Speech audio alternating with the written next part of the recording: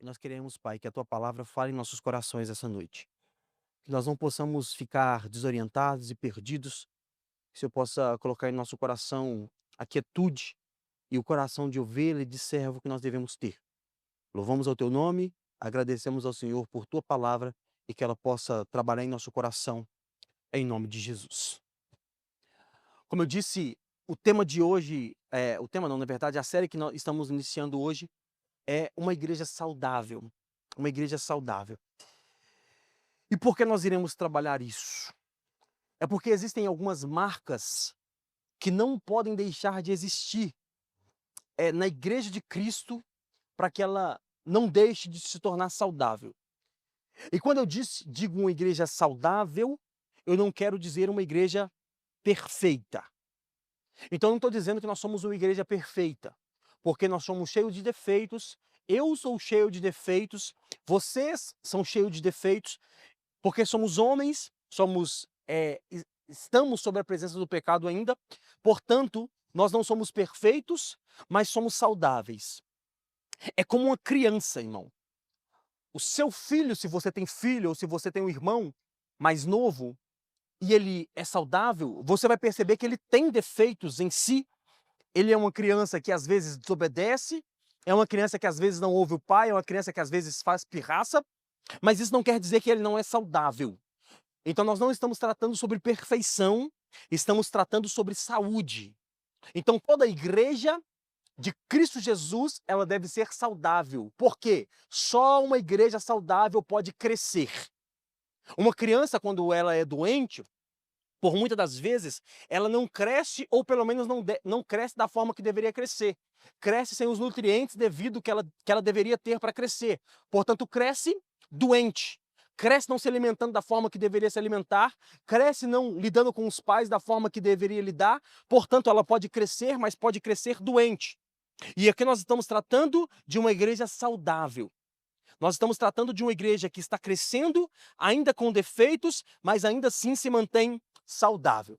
E qual que é o maior problema das igrejas de hoje e essas igrejas que não são saudáveis? O primeiro problema que entrou na igreja de hoje, que torna as igrejas não saudáveis. O primeiro problema se chama pragmatismo. O maior problema, ou melhor, um dos maiores problemas da igreja hoje se chama pragmatismo. O que é o pragmatismo? É fazer o certo porque está dando certo. O que é o pragmatismo? É fazer algo, ainda que a Bíblia condene. A pessoa olha para outro lugar que está fazendo, está dando certo, e ela faz porque acha que é o certo. Mas nem tudo que está dando certo é de fato o certo. Já compartilhei com vocês alguns exemplos disso. Por exemplo, uma igreja que viralizou uns anos atrás, não me lembro bem, mas eu acho que na pandemia, viralizou uma igreja que o culto rolando, a igreja toda escura, né? E aí o culto rolando lá no fundo, e aqui a menina filmando dizendo: o que tem de diferente na minha igreja? E aí na recepção da igreja, uma pessoa fazendo tatuagem na outra e o culto rolando lá dentro.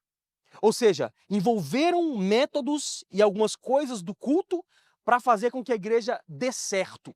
Mas nem sempre dar certo quer dizer que está fazendo o certo. Segundo problema das igrejas de hoje, a falsa ilusão numérica. A falsa ilusão numérica. É porque uma igreja está cheia, é que ela é boa. E aqui também não estou dizendo que igrejas vazias são igrejas boas, porque também existem muitas igrejas vazias que não são bíblicas e nem são saudáveis. Mas também ter número não quer dizer que tem saúde. Então as pessoas dizem: a minha igreja é boa porque ela é cheia. Nem sempre. A minha igreja é boa porque ela tem 1000 pessoas no domingo. Nem sempre é uma igreja boa. Muitas igrejas estão sendo desmascaradas. Uma das maiores igrejas da Austrália, não vou dizer o nome agora por ética, né? Mas uma das maiores igrejas da Austrália ficou conhecida principalmente por causa da música. O pastor da igreja agora foi condenado e foi afastado da igreja porque acobertou o seu pai, que era o fundador da igreja, que foi condenado por vários abusos dentro da igreja, uma igreja gigantesca. Ou seja, era uma igreja grande, mas o líder era doente e, portanto, a igreja também era doente. Então, ter números não quer dizer que tem saúde. Terceiro problema das igrejas, esse talvez seja um dos maiores: o entretenimento. O entretenimento tem sido um dos piores problemas da igreja nos dias de hoje. Por quê? Porque o entretenimento tem enchido galpões de pessoas vazias. O entretenimento tem enchido locais de pessoas vazias. Enchem a igreja, lotam a igreja de coisas, lotam a igreja de atividades, mas o que frequenta aquele lugar são pessoas vazias. Qual que é o problema? Isso pode trazer um crescimento para a igreja, mas não traz um crescimento saudável. É como uma criança que está crescendo e parece estar se desenvolvendo bem porque come hambúrguer e pizza todo dia. Então ela está crescendo, comendo hambúrguer, pizza e bebendo refrigerante, mas uma hora o problema vai surgir. Assim é uma igreja que vive nessas metodologias. Então, essas são 3 marcas de uma das principais de uma igreja que está crescendo, mas não é saudável. Então, nessa série, eu quero refletir com vocês o que são 9 marcas de uma igreja saudável. Eu vou me basear num livro do Mark Dever, que é um best-seller de um pastor americano, que ele trata sobre essas 9 marcas de uma igreja saudável. Dessas 9, 2 delas em específica, eu não vou tratar um sermão inteiro sobre ela, que são as 2 primeiras marcas do livro, mas eu vou apenas pincelar em todos os sermões que nós iremos tratar. A primeira dessas marcas que eu não vou tratar especificamente, mas eu vou tratar durante todos os sermões, é a marca da pregação expositiva. Toda igreja saudável tem em si uma pregação expositiva. E o que era uma pregação expositiva? Vou simplificar para você. Uma pregação expositiva: se ler o texto, se explica o texto e se aplica o texto bíblico. A primeira marca de uma igreja saudável é a pregação expositiva. Lê o texto, explica o texto e aplica o texto na vida daqueles que estão presentes. Olha só, a pregação do evangelho não pode ser baseada na minha cabeça. A pregação do evangelho é a extensão da Bíblia Sagrada. Qual que é o problema de muitas pessoas, e eu sofri com isso por muito tempo, que é ter uma ideia na cabeça. Eu passei uma situação na minha semana e aí eu tenho uma ideia na minha cabeça. Depois eu procuro só um texto para encaixar naquilo que eu quero falar. Eu passei por uma situação na minha semana e aí eu aprendi algo com aquela situação, aí eu tenho uma pregação pronta na minha cabeça. Agora eu só preciso de um texto para encaixar naquilo que eu quero trazer às pessoas. Isso não é uma pregação bíblica, isso é um desabafo, isso é uma palestra, isso é algo que pode ser falado em outro ambiente, mas quando se trata de igreja, a pregação expositiva deve fazer parte de toda a igreja saudável. Por quê? Porque quando nós temos uma pregação expositiva, não é um homem falando simplesmente, mas é a Bíblia Sagrada falando em nossos corações. Porque na pregação expositiva, nós vamos falar o que a Bíblia está trazendo, vamos tratar o que o autor queria dizer naquele tempo, o que o povo ouviu e entendeu naquele tempo, e vamos aplicar em nossas vidas. Preste muita atenção, irmão. Pregação não é autoajuda e nem palestra. Pregação não é sobre autoajuda. Pregação não é sobre você chegar em um lugar e um pastor com sabedoria terrena pegar um texto bíblico, encaixar a sua mensagem e falar para você sair daqui dizendo: nossa, como eu estou bem hoje. Pregação não é autoajuda, pregação não é palestra. A pregação do evangelho é a palavra de Deus transformando o homem caído. Por isso que a pregação expositiva é tão importante na igreja que quer crescer de forma saudável. Por isso que nós lemos o texto. Quer desconfiar de um pregador? Desconfie do pregador que prega com a Bíblia fechada. Ele chega no altar, ele leva a Bíblia, mas a Bíblia é só um enfeite. Ele não abre a Bíblia em momento nenhum. Ele fala as coisas da sua cabeça. Desconfie de pregadores de Bíblia fechada. Tá comigo, irmão? A segunda marca que ele fala também, que nós vamos apenas pincelar, porque iremos tratar durante todos os sermões, é uma teologia bíblica. A segunda marca de uma igreja saudável é uma teologia bíblica. E o que é uma teologia bíblica? Presta atenção, irmãos. O que é uma teologia bíblica? A teologia bíblica tem como primazia explicar e definir o máximo possível a natureza de Deus e o que Ele quer de nós. A teologia bíblica não tem como a sua primazia falar com o homem sobre as suas carências e sobre as suas necessidades. A teologia bíblica tem que falar para o homem sobre quem Deus é e o que Deus quer que nós façamos por ele. Qual é a vontade de Deus para o homem? Isso é uma teologia bíblica. Baseado na teologia bíblica, nós vemos alguns homens que ouviram a voz de Deus e não fizeram a sua vontade simplesmente. Por exemplo, Abraão, Noé, Moisés, os profetas, os apóstolos. Todos esses homens buscaram uma vida entendendo o que Deus queria que eles fizessem. Por isso é tão importante uma teologia bíblica. A teologia bíblica não é uma teologia que trata sobre um homem, não é uma teologia antropocêntrica, não é uma teologia que fala só do coração do homem. Ai, você está triste, ai, você está carente, ai, você precisa ouvir isso, você precisa ouvir aquilo. Isso não é uma teologia bíblica, é uma teologia antropocêntrica. E uma igreja, para crescer saudável, precisa de uma teologia bíblica. Como uma igreja cristã, nós temos que ter essa busca insaciável. Uma teologia bíblica insaciável. Por exemplo, através das mensagens. Através das mensagens nós temos que ter uma teologia bíblica. Através dos louvores. Os louvores devem ser baseados em uma teologia bíblica. É por isso que eu bato tanto na tecla, os meninos do louvor até acham ruim comigo às vezes. Por quê? Porque nós tratamos a teologia bíblica e a música tem que falar sobre Deus, não sobre o homem. A música tem que falar sobre a vontade de Deus, sobre o desejo de Deus, sobre as características de Deus, sobre o coração de Deus e não sobre o coração do homem. Por isso que a importância de uma teologia bíblica nas músicas, por isso a importância de uma curadoria nas músicas, para que nós não possamos cantar sobre o homem. E para falar a verdade para vocês, irmãos, assim, ó, abre essas aspas comigo. O gospel tem sido uma das piores músicas para se ouvir nos dias de hoje. Porque faz duas coisas. Primeiro, música para venda. Então tem um comércio, e aí eles querem vender para o comércio, então toca uma música lá, 2 notinhas, faz a música para tocar no Reels do Instagram. Não exalta Deus em momento nenhum. E o outro lado é o lado em que fala do homem. Deus vai te abençoar, Deus vai te dar, Deus vai fazer, você não veio aqui à toa, você não conversa.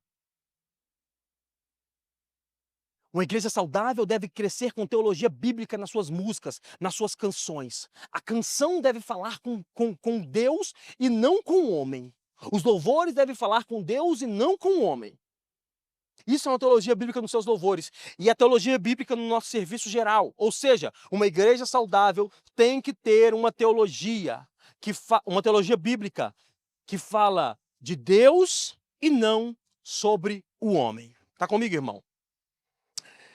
E aí nós chegamos ao que nós iremos falar essa noite, que é o 3º capítulo do livro que nós vamos tratar aqui, biblicamente falando, sobre o Evangelho.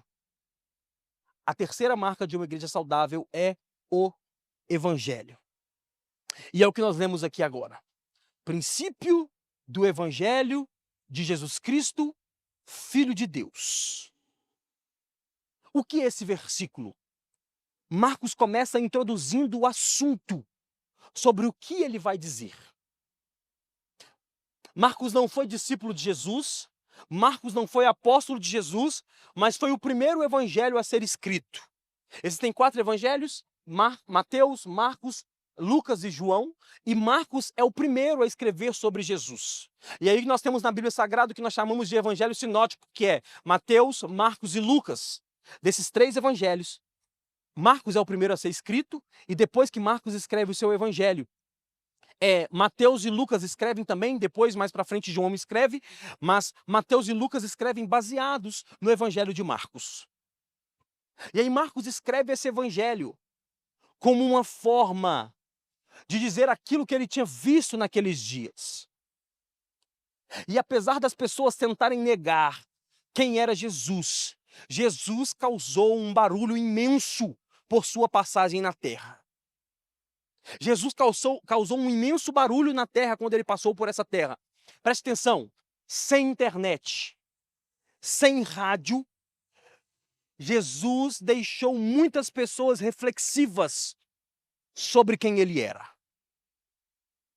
Não tinha internet, não tinha rádio, não tinha televisão, não tinha telejornal, mas Jesus fez um estrondo sobre aquilo que ele fez, sobre a sua missão na terra.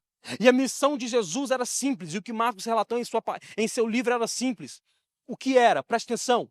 Ele nasce de uma virgem, filho de um pai carpinteiro, batizado por João Batista no deserto, curou pessoas, expulsou demônios, foi preso, morto e ressuscitou ao terceiro dia. O livro de Marcos trata essas coisas. Mas além de tratar essas coisas, Marcos deixa claro, no início do seu evangelho, que Jesus, do seu escrito, que Jesus tinha uma mensagem. E essa mensagem não era uma mensagem qualquer, era uma mensagem que foi tratada como evangelho. Preste muita atenção. A mensagem de Jesus não foi tratada como uma mensagem qualquer, foi tratada como o evangelho. A palavra evangelho, no grego, evangelium, significa a boa nova ou a boa notícia. A mensagem de Jesus não era um texto qualquer. O que falaram sobre Jesus não era um texto sobre alguém na Wikipedia qualquer. Era o evangelho. Era a boa nova.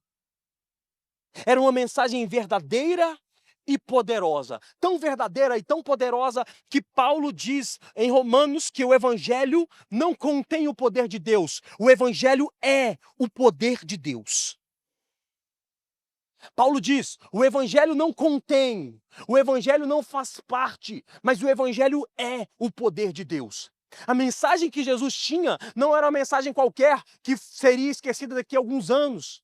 A mensagem que Jesus tinha não era uma mensagem qualquer que as pessoas daqui a um tempo iriam esquecer. Tanto é que estamos há mais de 2000 anos falando sobre o mesmo evangelho. Por quê? Porque o evangelho é o poder de Deus. Porém, essa mensagem tão poderosa, ela pode se tornar confusa e desorganizada. Principalmente quando ela é moldada sem pudor às nossas culturas. É uma mensagem poderosa, mas pode ser diluída. E quando ela é diluída, ela se torna uma verdade relativa. Aí está o problema. Muitas pessoas hoje tratam o evangelho como uma mensagem relativa, porque ela foi diluída. Ela foi diluída na cultura. Então, não se pega mais a Bíblia, o evangelho, e coloca na cultura. Pega a cultura e coloca no evangelho. Não se pega mais a palavra de Deus para enquadrar a cultura. Pega a cultura e diz, não, a cultura diz isso. Vamos ver se a palavra de Deus encaixa. Se não encaixar, nós arrancamos a página da Bíblia. Se não encaixar, nós tiramos as páginas da Bíblia e fazemos com que o resto possa continuar fluindo. Mas antes de falar sobre esse evangelho de Marcos, o que ele diz sobre Jesus, eu quero observar com vocês e quero compartilhar com vocês o que essas mesmas boas novas não são. Preste muita atenção. Antes de falar o que são as boas novas, nós vamos observar o que não são as boas novas. Para nós observarmos que tem muito lugar falando que está pregando o evangelho, mas não é o evangelho. Tem muito lugar dizendo que está falando sobre o evangelho, mas não é evangelho. Porque para ser evangelho não pode ter essas coisas que nós vamos falar aqui agora. A primeira coisa que as boas novas não são, preste muita atenção, as boas novas não são apenas para dizer que tudo está bem conosco. As boas novas não são para dizer que tudo está bem conosco. Olha só o que diz o Filipenses. Abra sua Bíblia aí, Filipenses capítulo 4, versículo 11. Filipenses 4:11. Você abre a Bíblia para você não ficar distraído. Filipenses 4:11. A palavra do Senhor diz assim: digo isto, não porque esteja necessitado, porque aprendi a viver contente em toda e qualquer situação. Sei o que é passar necessidade e sei também o que é ter abundância. Aprendi o segredo de toda e qualquer circunstância, tanto de estar alimentado como de ter fome, tanto de ter abundância como de passar necessidade. Versículo 13. Tudo posso naquele que me fortalece. Esse aqui, o versículo 13, é o versículo mais usado pelas pessoas que estão atrás de vitória terrena. Tudo posso naquele que me fortalece. As tatuagens dizem isso, né? E tatua no corpo. Tudo posso naquele que me fortalece. Vestem camisa dizendo, tudo posso naquele que me fortalece. Fazem camisa dizendo, tudo posso naquele que me fortalece. Mas o homem que escreveu tudo posso naquele que me fortalece é o homem que está dizendo, sei o que é ter muito e sei o que é ter nada. Sei o que é ter abundância, sei o que é passar necessidade. O homem que está dizendo, tudo posso naquele que me fortalece, é o homem que morreu decapitado. O homem que está dizendo tudo posso naquele que me fortalece, é o homem que lá em 1 Timóteo diz a Timóteo, na minha defesa, quando eu estava me defendendo para César, não foi ninguém na audiência. Eu estava sozinho, mas Deus estava comigo. O homem que está dizendo tudo posso naquele que me fortalece, que para mim é o maior homem que pisou na terra após Jesus, referente ao cristianismo, é o homem que diz, eu sei o que é ter nada e sei o que é ter tudo. Porém, tudo posso naquele que me fortalece. O evangelho não é uma sessão de terapia, irmão. Preste atenção no que eu vou dizer. O evangelho não é sessão de terapia. Eu faço terapia, vocês sabem disso, até porque eu preciso, né? Eu não sou muito bem das ideias. E aí, todo início de terapia, a mesma pergunta de sempre que a Ana faz para mim. E aí, como você está? Já é de praxe. Isso é terapia. A missão do evangelho não é chegar em você e dizer, e aí, tudo bem? Como você está? A função do terapeuta é essa. A minha função como pastor, às vezes no gabinete, na visita, é perguntar como você está. Mas a função do evangelho não é perguntar se você está bem. Quando estamos mal e precisamos nos sentir bem, nós vamos à terapia, vamos ao gabinete para tentar investigar o que está acontecendo.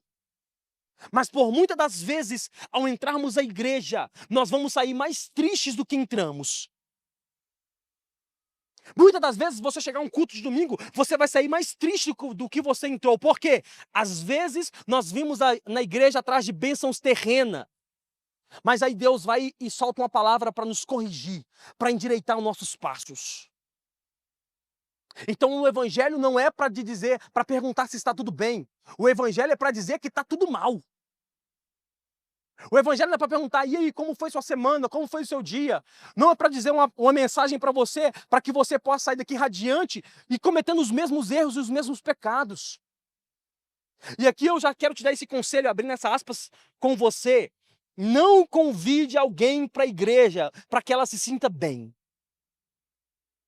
Vamos lá na igreja, você vai se sentir bem. Não convida para que a pessoa se sinta bem. Convide para que ela seja encontrada pelo Senhor. O seu convite para uma pessoa vir à igreja não é, vamos lá na igreja porque lá na igreja tem muitas coisas que vão te deixar bem, não. Vamos lá na igreja porque o Senhor pode te encontrar. Preste atenção, irmãos, a Bíblia rejeita a ideia de que o homem está bem. A Bíblia rejeita a ideia de que o homem está bem. Pelo contrário, a Bíblia nos ensina que desde o princípio somos desobedientes e quebramos o nosso relacionamento com Deus. Desde Adão e Eva, fomos ensinados a desobedecer. A Bíblia rejeita a ideia de que o homem está bem. Pelo contrário, a Bíblia diz que o homem está mal. E aqui eu quero abrir essa aspas com você mais uma vez, preste muita atenção, porque algumas pessoas acham que está bem porque estão prosperando financeiramente ou em outras áreas da vida. Mas deixa eu dizer isso. Deus pode estar, nesse momento, abençoando pessoas que estão caminhando para o inferno. Deus pode estar abençoando pessoas que estão caminhando para o inferno. Portanto, estar bem não significa que você está bem verdadeiramente.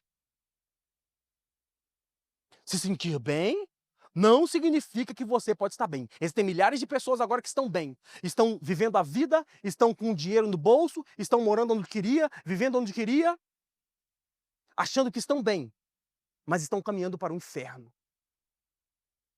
Estar bem, deixar o homem bem, não é uma das características do evangelho. E olha só, o nosso pecado é tão sério, mas tão sério, que a única forma de sairmos dessa maledicência do pecado é com uma nova vida. Não há como sair de uma vida pecaminosa se nós não tivermos uma nova vida. Abra sua Bíblia em João capítulo 3, versículo 2. João capítulo 3, versículo 2. Hoje você vai abrir Bíblia. João 3, 2. A palavra do Senhor diz assim: Este de noite foi até Jesus e lhe disse: Rabi, sabemos que o Senhor é mestre, vindo da parte de Deus, porque ninguém pode fazer esses sinais que o Senhor faz, se Deus não estiver com ele. Jesus respondeu: em verdade lhe digo, que se alguém não nascer de novo, não pode ver o reino de Deus. Nicodemos perguntou: como pode um homem nascer sendo velho? Será que pode voltar ao ventre materno e nascer a segunda vez? Jesus respondeu: em verdade lhe digo, quem não nascer da água, ou seja, o batismo, e do Espírito, não pode entrar no reino de Deus. O que é nascido da carne é carne, o que é nascido do Espírito é Espírito. Não fique admirado por eu dizer, vocês precisam nascer de novo. O nosso pecado é tão sério que exige uma vida nova. E aí, como eu estou dizendo, irmão, o evangelho não pode ser apenas dizer que você vai ficar bem, meu lindo. O evangelho não é só para dizer que você vai ficar bem. Sendo que o nosso maior problema é onde nós iremos passar a nossa eternidade. O evangelho não é para dizer que o homem está bem. O evangelho, além de anunciar a boa notícia, a boa nova, ele anuncia a má notícia. E qual é a má notícia? Todos pecaram e foram destituídos da graça de Deus. Sem Cristo, você merece, eu mereço, nós merecemos morte e condenação eterna. Então o evangelho não é para dizer que você está bem ou que você está vivendo uma vida conforme a vontade de Deus apenas. O evangelho é para dizer que sem Jesus nós estamos perdidos. O evangelho é para dizer que sem Jesus nós estamos perdidos. Segunda coisa que as boas novas não servem. As boas novas, ou não dizem, né, perdão. As boas novas não dizem que Deus é apenas amor. As boas novas não dizem que Deus é apenas amor. Deus é amor? Óbvio. É tanto amor que deu a sua vida por nós na cruz do Calvário. Mas não é o único atributo de Deus. Não é o único. E nós vivemos em um mundo onde a Bíblia só pode conter duas frases. Quais são elas? Deus é amor e não julgueis. A Bíblia do mundo hoje é essa. Você pode usar a Bíblia? Pode. Desde quando você só use qualquer versículo que inclua essas duas coisas. Qual? Deus é amor e não julgueis. Não pode incluir mais nada. Mas qual que é o problema que as pessoas não conseguem entender? Que Deus é pai e um pai corrige de forma veemente os filhos que ele ama. Preste muita atenção nisso. Um pai corrige de forma veemente os filhos que ele ama. Eu vi um Reels essa semana ou semana passada, de um menino dizendo assim, meu pai me faz ser um homem melhor. E aí o menino sentado no sofá todo largado, aí quando o pai entra na sala, o menino já se ajeita todo no sofá. Aí o menino tá lá viajando, fazendo alguma coisa, quando o pai chega, o menino se acerta todo na postura. Aí o menino tá fazendo alguma coisa errada, quando o pai chega, ele já se conserta na hora. Por quê? Porque um pai corrige de forma veemente o filho que ele ama. Não é porque ele é ruim, é porque ele quer o bem do filho. E Deus é amor, portanto, o amor de Deus vem com outros atributos. E ele nos corrige de forma veemente os filhos que ele ama. Mas tem um outro lado também, que ele aniquila aqueles que odeiam o seu filho. E aqui você tem que entender essa nuance. Ele corrige os filhos, mas aniquila quem odeia o seu filho unigênito. Como um pai que corrige muitas das vezes os nossos passos e nos diz muitas vezes não. Deus é um pai que corrige nossos passos e nos diz não. Não é porque ele nos ama que ele vai deixar fazer o que queremos. Todo pai que ama o seu filho e o seu filho faz alguma coisa que ele não quer que seja feita, ele toma as devidas providências.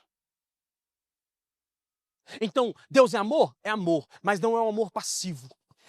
Os atributos de Deus, o amor de Deus, vem incluído algumas outras coisas. Então, Deus corrige o filho que ele ama. Ou seja, o amor de Deus tem outras nuances. E olha só, o nosso problema é achar que o sentimento de Deus é um sentimento como o nosso, humano. A Bíblia chama isso na verdade a teologia chama isso de antropopatia. O que é antropopatia? Atribuir a Deus sentimentos humanos. Então, por exemplo, quando a Bíblia diz Deus se arrependeu, mas lá na frente a Bíblia diz que Deus não é filho do homem para que se arrependa, parece ser uma dualidade, mas não é uma dualidade. É porque a forma de entendermos o que Moisés estava dizendo lá em Gênesis, quando diz que Deus se arrependeu de ter criado a humanidade, é para que nós possamos entender o sentimento que Deus queria nos passar naquele momento. Não é que ele se arrependeu de ter criado o homem, ele destruiu porque quis destruir, pronto, acabou. Só que para que o homem entendesse, ele diz, Deus se arrependeu de ter criado o homem. A teologia chama de antropopatia. A antropopatia é tentar dar sentimentos a Deus de forma humana, né? De forma que possamos entender. Então, os atributos de Deus não devem ser levados como nosso. Por exemplo, Deus ama, mas não é um amor como o nosso. Deus exerce justiça, mas não é uma justiça como a nossa. É uma justiça perfeita. Então, por exemplo, como dizemos, Deus é justo, ele não é justo como nós, porque nós somos vingativos, não justos. Então Deus está mandando gente para o inferno com toda justiça e sem pecado. Olha só o que a confissão de Westminster diz sobre Deus, alguns atributos sobre Deus. Primeiro, Deus é puríssimo, Deus é imutável, Deus é eterno, Deus é incompreensível, Deus é onipotente, Deus é onisciente, Deus é justo, ele odeia o pecado, ele é autossuficiente e ele exige santidade. Alguns atributos de Deus. O Evangelho diz que Deus é amor? Sim. Mas também trata dos outros atributos de Deus que devemos entender. Que nós não devemos tratar a Deus como um ursinho carinhoso, irmão. Velho conhece, né? O ursinho carinhoso. Deus é amor? Óbvio. Um amor tão grande que sacrificou por nós. Mas Deus não é o ursinho carinhoso. Deus não é apenas amor. Ele é santo, ele é justo, ele exige santidade. E ele trata com aqueles que odeiam o seu filho.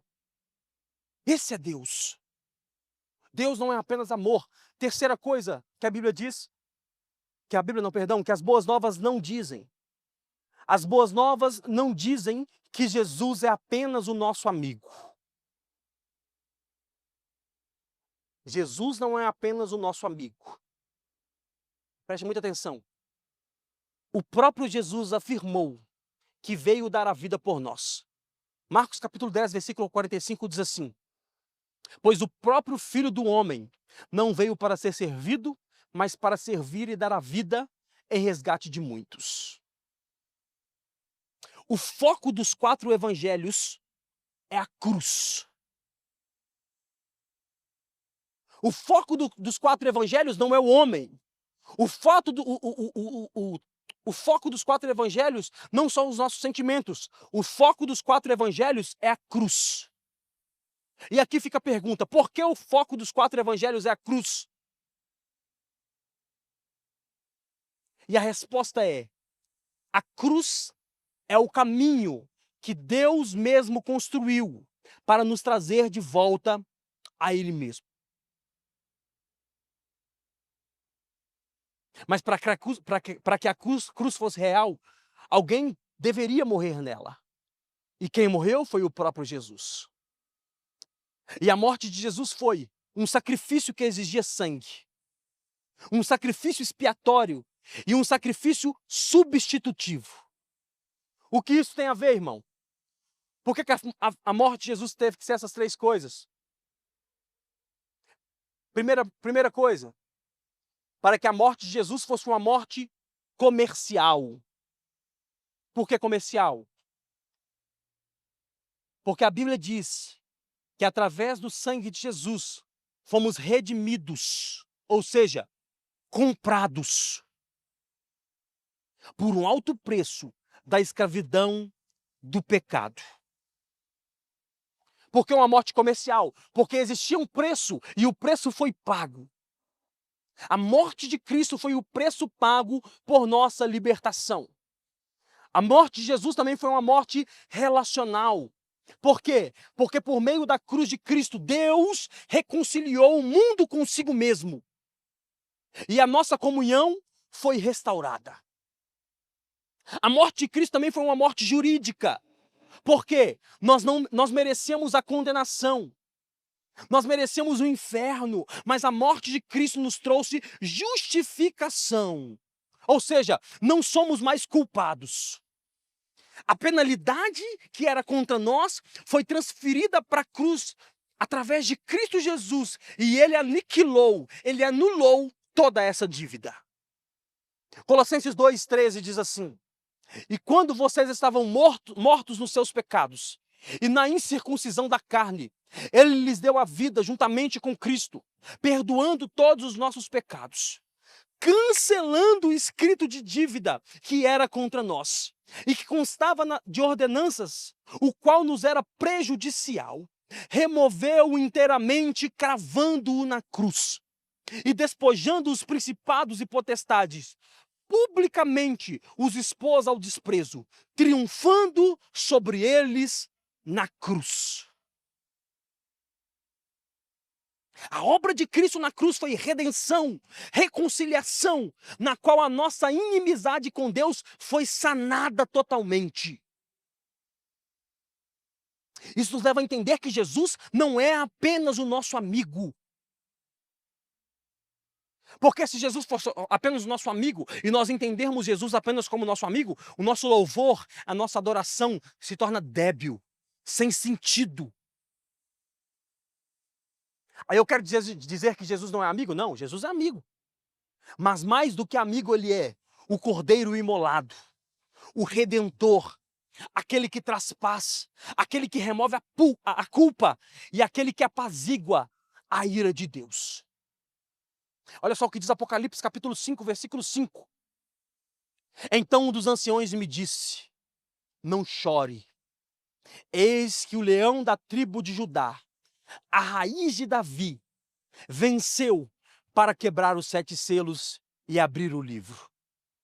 Então vi no meio do trono um dos 4 seres viventes e entre os anciãos de pé um cordeiro que parecia ter sido morto.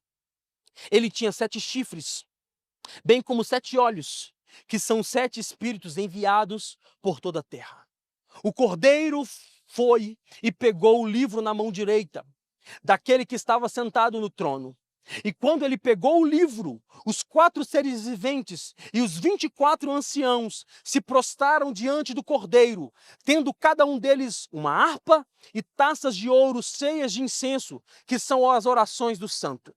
E cantavam um novo cântico, dizendo: digno és de pegar o livro e de quebrar os selos, porque fostes morto, e com teu sangue compraste para Deus os que procedem de toda tribo, língua, povo e nação. O Evangelho não comunica que Cristo é apenas o nosso amigo, mas que Cristo é o nosso Redentor.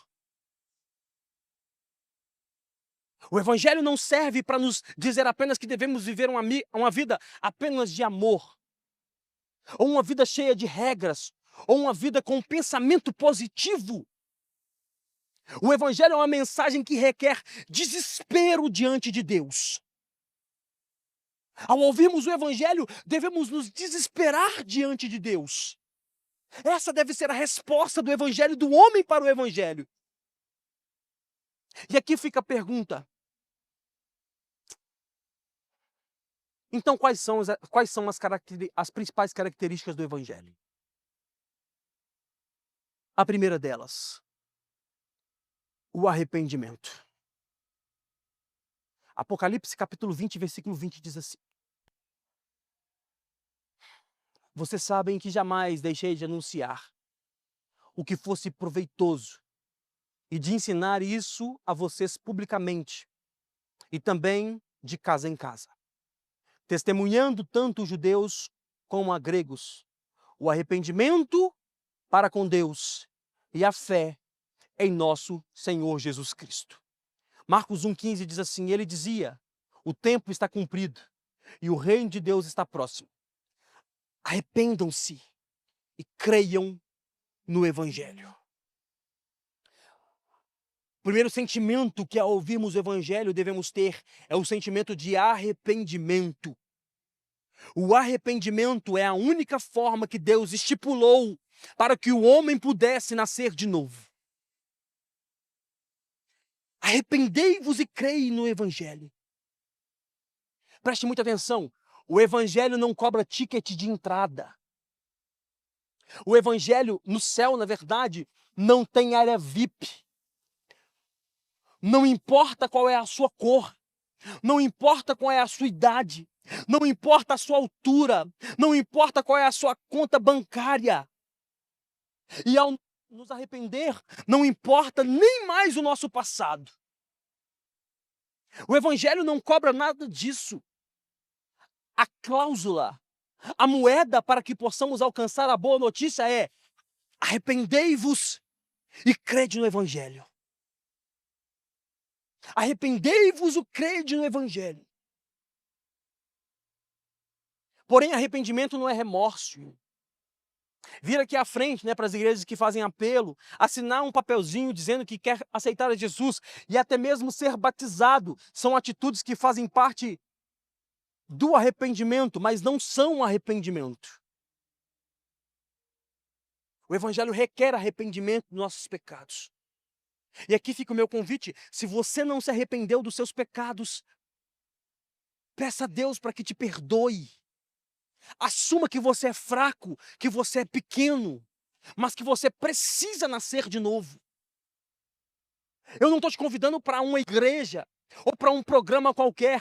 O meu convite para você é para a vida eterna. O Evangelho não te convida para uma igreja, o Evangelho te convida para a vida eterna. O Evangelho não te convida para fazer parte de um povo que se reúne ao domingo. O Evangelho te convida para a vida eterna. Primeiro convite é o arrependimento.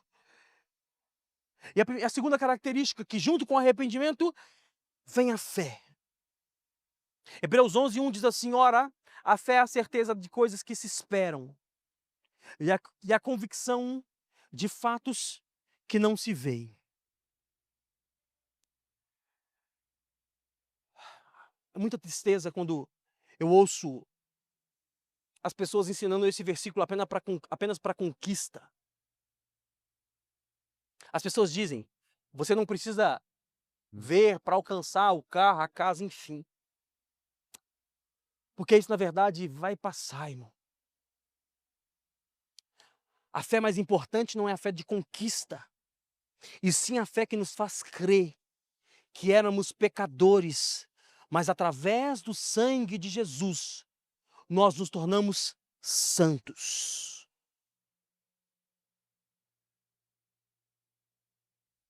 E cá para nós, o ateu não está errado não, irmão. Porque de fato é difícil entender isso. É difícil entender a expiação de Jesus, que foi dado por nós na cruz do Calvário, e que uma morte de um homem simplesmente foi responsável por nos religar a Deus. Ateu não está errado, não. Porque apenas com fé nós podemos alcançar essa graça. Sem fé é impossível de crermos. E só Deus pode nos dar essa fé através do arrependimento. Esse é o verdadeiro evangelho. O evangelho não é sobre mim, não é sobre você, não é sobre nós. É sobre Cristo morrendo na cruz do Calvário para salvar aquele que estava perdido. É sobre Cristo morrendo na cruz do Calvário dizendo: está consumado. Aquilo que te prendia no pecado não te prende mais. Esse é o verdadeiro evangelho. Arrependa-se e creia que Jesus pode nos salvar. Fique de pé no seu lugar.